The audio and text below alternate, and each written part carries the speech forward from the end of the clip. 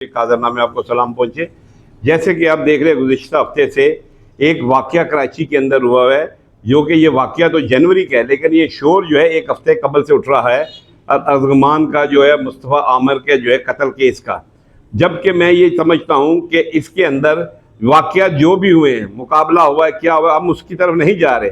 हम ये कह रहे हैं कि पुलिस ने अगर माँ की फरियाद को सुन लिया था, मुस्तफ़ा आमिर की माँ की फरियाद को सुन लिया था दरख्शां थाने वालों ने, तो उस बच्चे की ट्रेस करते, उसकी लोकेशन ट्रेस करते और बच्चा वहीं से मिल जाता, क्योंकि हब तक जाते हुए वो बच्चा जिंदा था। तो मैं समझता हूँ कि इसका जिम्मेदार जो है दरख्शां थाने हैं। और आपको पता होगा दरख्शां थाना वो है कि जिसने आपको अमीर आदमी किसी गरीब के खिलाफ अगर कोई दरख्वास्त है फ़ौरन रिपोर्ट दर्ज कर जाए बगैर तहकीकात के।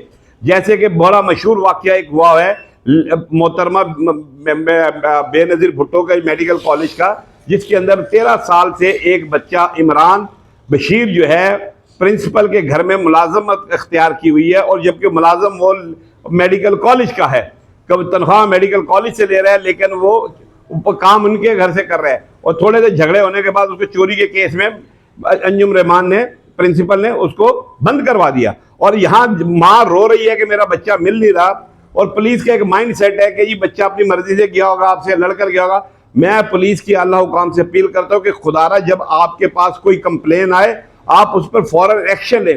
अगर किसी की जवान बेटी चली जाती है तो आप समझते हैं कि वो किसी अपने यार के साथ चली गई है, ऐसा नहीं है।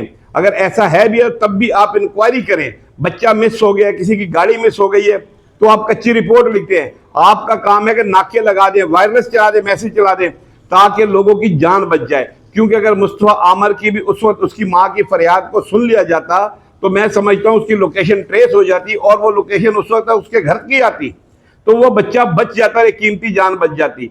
तो मैं पुलिस के आला हुकाम से अपील करता हूँ कि खुदारा देखें। और मैं समझता हूँ कि जिस बंदे ने, अर्जुमान ने जो ये हरकत की है, अगर इस एलीट क्लास के बंदे को सजा ना मिली तो याद रखें एलीट क्लास के लोग जो है इसी तरह जुल्म करते रहेंगे। इससे बढ़कर भी आपने देखा कैसे कैसे जुल्म हुए हैं, इन्होंने किए हैं। तो इस तरह क्या होगा, इनके हौसले बुलंद होंगे।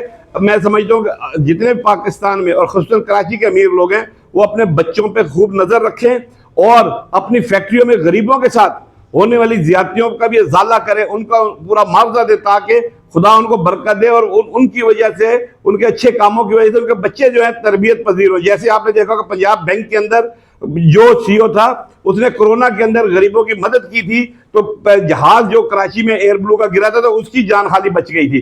तो नेकियां काम आती हैं।